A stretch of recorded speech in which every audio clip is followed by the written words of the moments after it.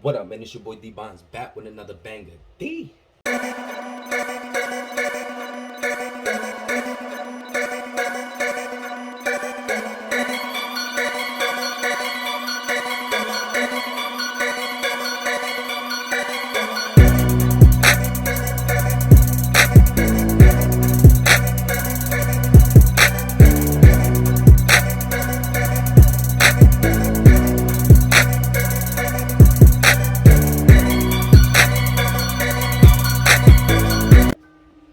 Alright, man, what up, Snotty Nose Gang, man? You already know what it is, man. It's your boy D Bonds back with another reloading video, man. You feel me? Alright, so look, people been asking me about reloading and stuff like that. They've been trying to, get into reloading themselves. They don't know where to start. And I'm gonna pretty much make this for the beginners. I'm not no pro at this, but I've been doing this for 2 years now. All the videos, most of the videos that y'all see me shooting my firearms are the ammunition that I made for my firearms. You feel me? I'm gonna get into a little deeper why later on I started making my own ammunition. You know what I mean? But my thing is, when you get into something like this, you have to ask yourself, why are you getting into this? What is your reason for reloading? You know what I mean? I know my purpose. I love it. It's a hobby. It's something that I picked up, and I'm also into firearms. Now, when you into something, you can't just like it. When you like something, you just like it. It's a difference between liking and loving. When you like something, you just like it. When you love something, it's more than liking. You're gonna find out what's the problem, the root, the cause, whatever. You're gonna find out each and any nook and cranny about that thing if you love something. It's a big difference. What we're gonna be reloading is some Hornadies, some HAPs. We're gonna be doing some HAPs. These are 115 grain. Now, I like the 115 grain. Excuse me. I like the 115 grain because it's light, and by it being light, it shoots faster. It shoots fast. It travels fast, and it also gives you, a slighter recoil versus the 124 grain, which is heavier by 9 grains. It's slower, but it leans more a little bit towards the personal self-defense side. You know what I mean? Because of the fact that it has more grains. Now, the more grains, the more better it is for self-defense protection. I reloaded different types of ammunition for Sierras, Crown V's, all the other good stuff, berries, extremes. I got a lot of videos coming out with those, so we're not gonna get off topic, but I just had to throw that out there. Now, what you're gonna need is a hand press. This baby right here is worth the buck. I don't care what nobody say. Listen, y'all, don't go by what people say. Go by your own thing. You feel me? Because let me tell you something. People say this bad, but when you get it, it might actually work out for you. So always do your own research and try for yourself. If it's bad, poopy, whatever. This baby ran like a champ, over 10,000 rounds, easy.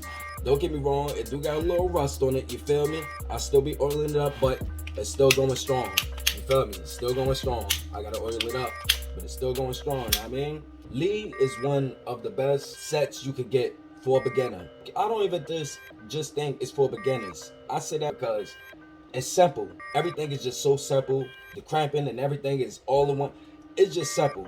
I like RCBS, but I'm not really too fond of it. They say that's more of a, upgraded level from Lee, but if you ask me, I love Lee. Lee is number one, you feel me? So, without further ado, what you're gonna be using, what you also need is your dot set. 9mm dot set. You get it from eBay, Amazon, wherever. It's also gonna come with a shell holder. You got your bullet seeder / crimper, which is right here. This one right here. You got your D primer. You'll take all your primers out, and it also resizes your casings. Like if it's bent at the top or something like that, this right here is for your powder. You put it at the top, put it through there, boom, bang. Simple process, but we're not gonna do all that today. And it also comes with a shell holder, number 19. That's what you'll be using with this, the shell holder number 19. That's what works for 9mm. When you're using these die sets, right, you gotta know how to adjust these because you don't want to mess it up. The first one that you will use is your decapping die and your resizing die. So you're gonna screw that baby in there. When you doing this, I'm gonna show you how I do it. See, I'm gonna just let y'all know right now. I'm not really much of a explainer. I'm much more of a shower. So just bear with me when I talk. But when you're doing this thing, you want this to come all the way down. But before I start, I do need my shell holder. Okay. All right, get that in there real fast. All right, perfect. All right, so look, some people say you will start down there. You will start right here, but you want to tune it up a little bit. Now let me show you, because I don't want y'all to see it look crazy. You see how it's like that? You want it to come down, because this also adjusts too as well. You can move this right here. It adjusts as well.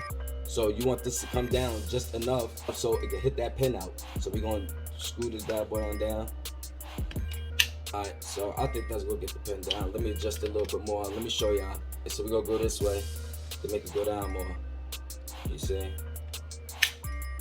Now it's down all the way, but I don't want it like that. So we're gonna adjust it a little bit back. Not tie this knot right here. Let me see. Alright, now that's cool. Alright, so this is the first die set we're gonna use is the decapping and resizing. Slide that to the side. And then we got the brass. Now the brass that we using are blazers. I like the blazers. The blazers, they shoot really nice. Now when you using these cases, you want your cases to be nice and round. Like you see how that is? Nice and perfectly around. Like I show y'all in all videos. You see how it's nice and round, but it still need to be cased out. It still need to be resized versus this one.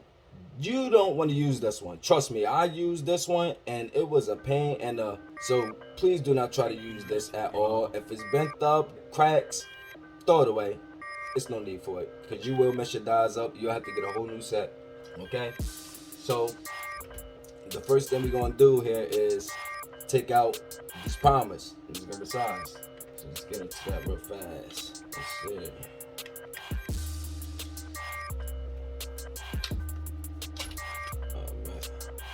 See? Get that joint out. We'll continue the rest.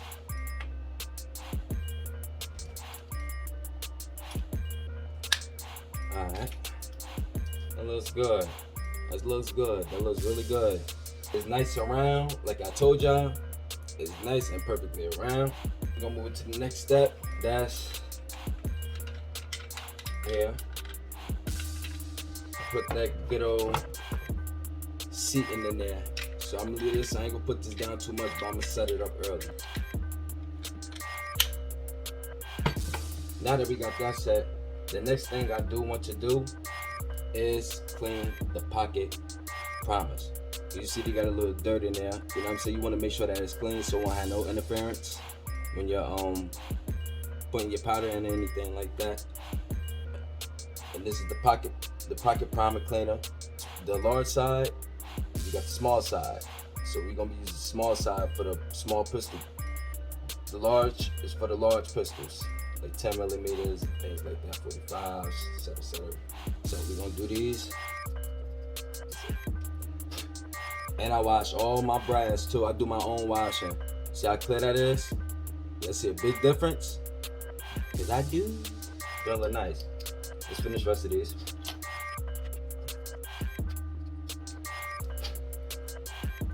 Let's see. Just look good. Alright, y'all. The next step that we're gonna be doing is putting your primers in. Now the primers that we are using is the Federals, number 100s. I love these primers, and I also like the CCI mag primers as well. I haven't had any problems with any of these. Now, however, the brass is different because you have different type of brass that will accept certain primers. Like the Federals, they didn't really work well with my Fiocchi or my PMCs or the Magtex. The Magtex, they're like thick brass.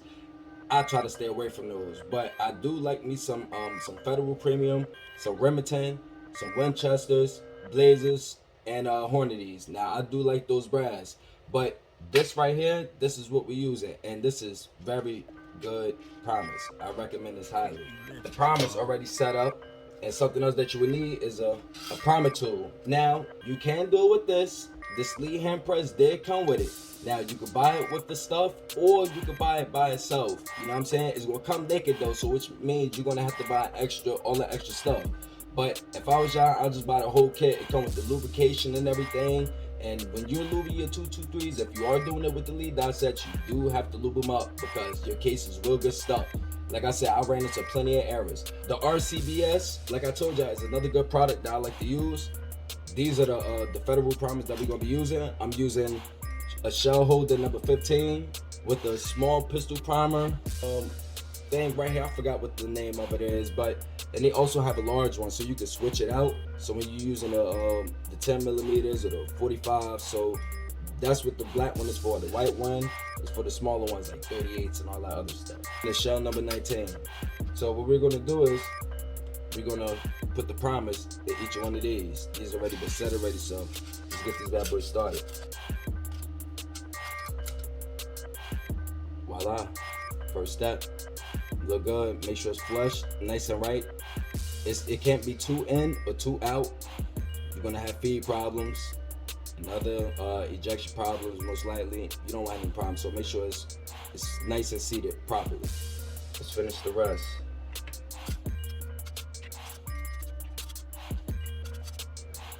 Alright. Now that's done. You feel me? Them joints look nice. You dig. Can't go wrong with those babies right there, man. Can't go wrong. Brass look nice, pretty. You know what I'm saying? It's way more to this velour stuff now than what I'm showing you. But when we get further down the line, I'm gonna show y'all more of a process. So this looks good. I ain't gonna talk too much. Let's move to the next process. Now the next process, it will be powder measuring.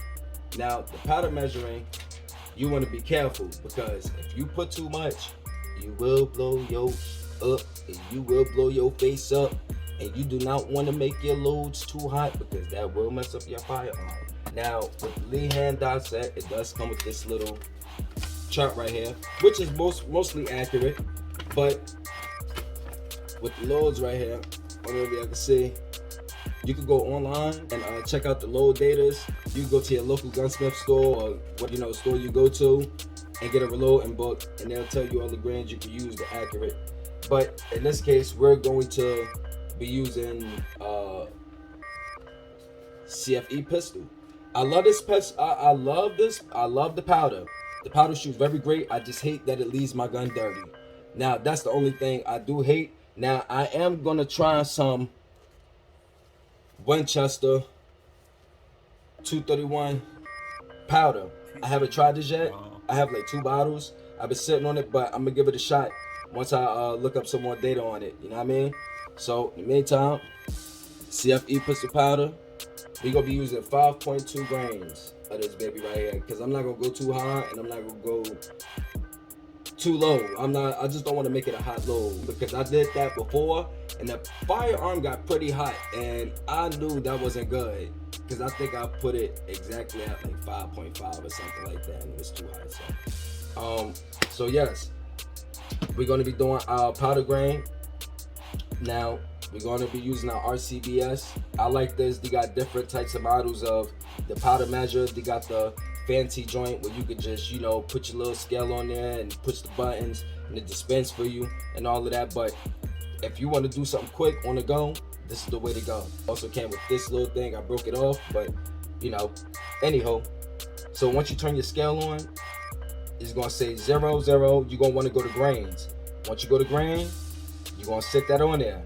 It's going to check the weight of it, bring it back to 0. Once I bring it back to 0 and I lift it back up, it's going to show me that grain of what this is. So when I put this down, it's going to let me know how many grains of powder that I got up in here. So let's get this baby started. We're going to see how many grains this is. Hopefully, I think it's like 0.2 or 0.3 or something like that.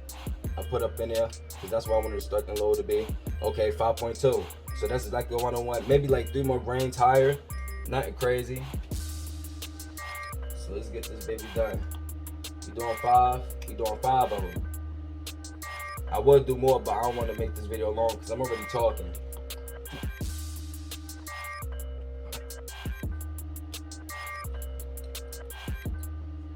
Now, that's done.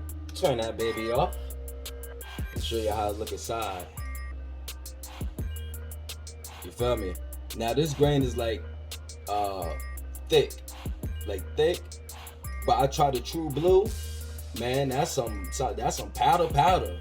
I like this powder because it's more simple to dispense. You know what I mean? You ain't gotta trickle with it too much. The next step, you feel me, is to put your seat in and dye crap right here.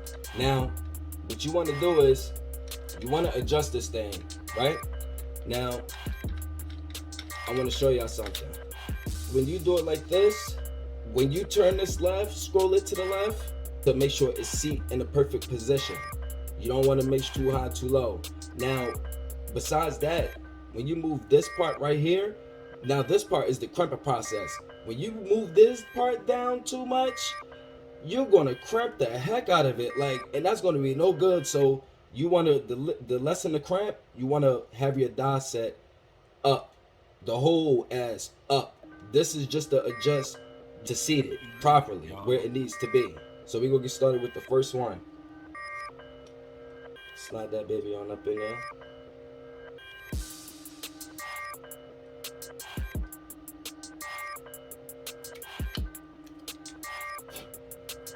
And voila.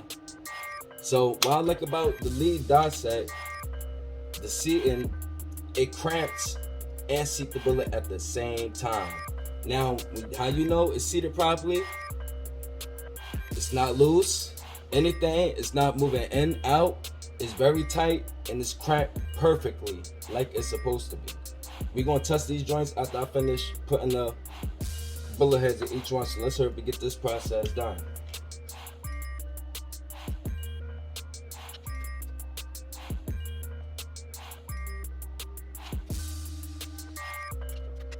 That's one.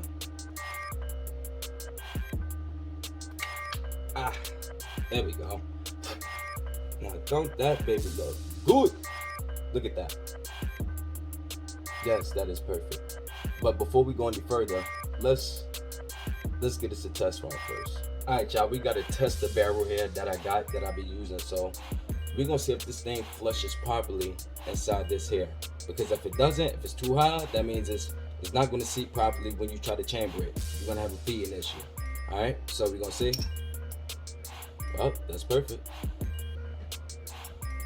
Well, that's perfect. It came perfectly out too. Perfectly out. Perfectly out. Let's try the other ones. See it perfectly. You see that? See it perfectly. Easy come out. That's how you know it's good. That's how you know it's good. You feel me? So with that being said, let's really test them now. Let's test them to see how they is. We do have a firearm right here. It is unloaded. No ammunition. Safety. Safe direction. Yes, sir. Nothing is in the gun. Safe direction. Nothing's in the chamber. We good to go. Alright, so we're going to test one of these babies out. We're going to put them in here and see if it actually fits inside. Make sure it's complete. You feel me? So we're going to load one of these, well, three of these bad boys up. Let's load three of them up. Y'all just see me do this straight from scratch. Alright? So once again, save direction. Magazine. You see that?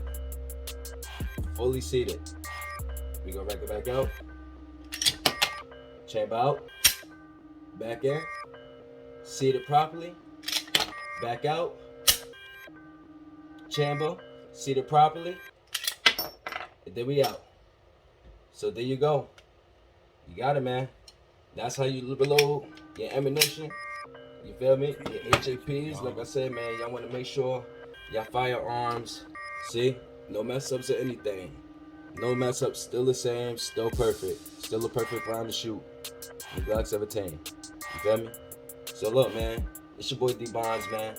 I'm gonna do another video with the 223s because y'all ain't seen me do that video yet. So after this video, I'm definitely going to jump on that so I can show you how to do these 223s as well. But this is how you get started with your reloading. It's your boy D Bonds. Subscribe.